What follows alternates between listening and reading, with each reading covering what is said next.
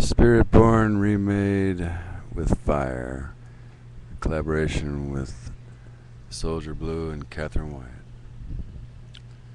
Into the thieving night, the wanderers travel as battlefields become the aftermath and aftershocks of forced assimilation, and the tremulous attempts at understanding soldiers lay at odds with their orders, and the assumptions of commanders whose arrogance far outstrips their realities, as well the ones that were shown unto them in a preparation for the afterlife, such as General Custer when the Cheyenne women perforated his ears with leather work awls, so that this time he would be better able to hear what was said, and the promises he had made when standing in front of and beneath the sacred of the Northern Cheyenne after the massacre of Washita, just before the engagement at the Greasy Grass. You would remember as Little Bighorn. Soldiers following orders. Start by fulfilling their duties. Did they question their actions, perhaps in bunkers, under the dark smoke rising from devastation set ablaze by their own hands? Was the final solution a veil in front of eyes, doing their duty? As they shot a child in the back or raped a woman and burnt the evidence, intent shifts to dehumanize the terrified eyes staring back at them. I was just following orders seems to pale in the face of such inhumanity as smoke closes around the realities, the mirrors of vague recorded for posterity, a machine that runs but could not have compliance been acceptable, even heroic? Those senses then become the callous. Indifferences to others beneath a spreading banner haze of shifting smoke and annihilation, with the gilded, worded phrase no prayer would dare encompass as right or truth, such as manifest destiny. Where was it ever written, except upon the hearts of men, that ethnic cleansings and Holocaust were God's work? Yea, the sweep and clear of the epochs and ages of discoveries in the Americas. Just ask the people of the sun of Peru about Pizarro. Ask the Yucatecan Mayan people about Coronado. Yes, the bloody wore the different faces and the accents changed, and yet the stench of this indigenous sanguine remained the same, regardless of the era. The millions of Taino dead, their immortal bones scattered unto a song of soughing wind, the kiss of the saline Madre Bagua, Mother Ocean. Yes, they could tell you more than Brother Bartolome de las Casas, their sanguine saline syllabus written forever indelibly into the sands of Puerto Rico.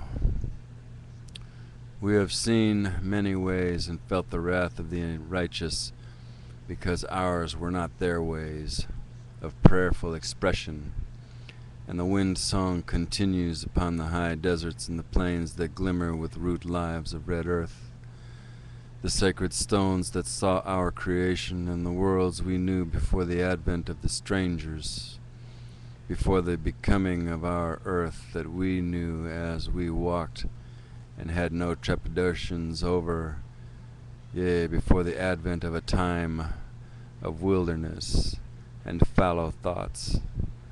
We, the seeds of dream, before kill the Indians, save the man. So the blueprints for capacities. The completion of genocide were laid down so thoroughly in blood and paradigms. Bottom lines have always been motivation and intent carried out by those who never questioned orders. When the bloodbath became normative, savagely forcing savages into assimilation for their own good, 70 million were exterminated. How did they save anyone?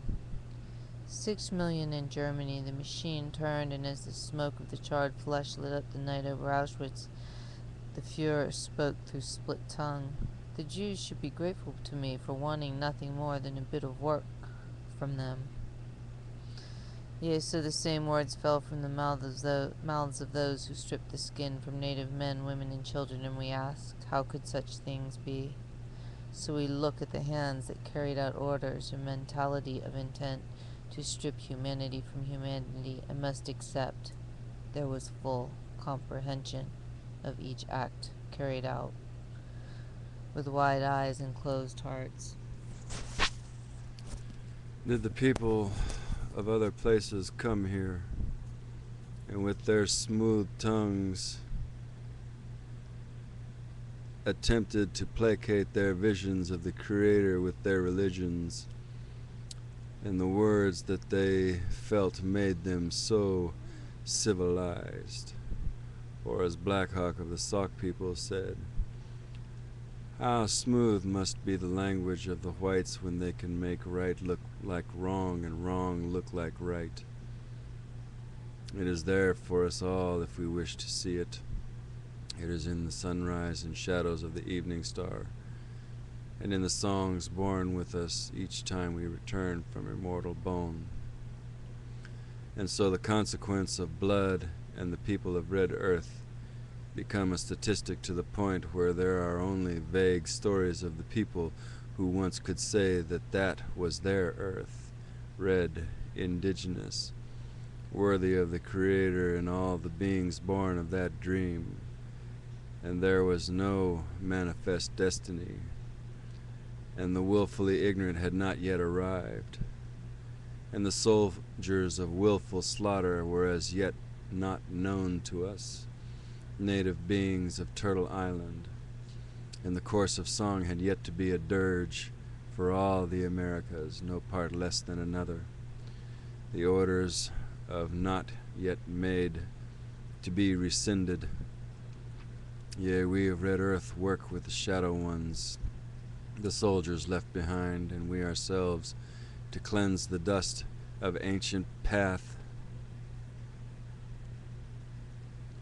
ancient earth, and the warfare of the ageless rainbow, so that we might walk into a better place, and standing upon sacred grounds bring peace to all our loved ones, and perhaps have at least some understanding of what the strangers did when they came, and struck fire within our spirits and gave us our last supper of sacrifice by the lurid screaming flames of our loved ones in villages when we knew all the contours of our map as the veins of our flesh, a red earth that will not come again, except when we dream, take our place upon the night highway as we walk unto the earth of sacred stones where sing the ravens, where sleep the old crows neath lean wings, and the messages of the ghosting ones as we walk unto them, passing again neath the archways,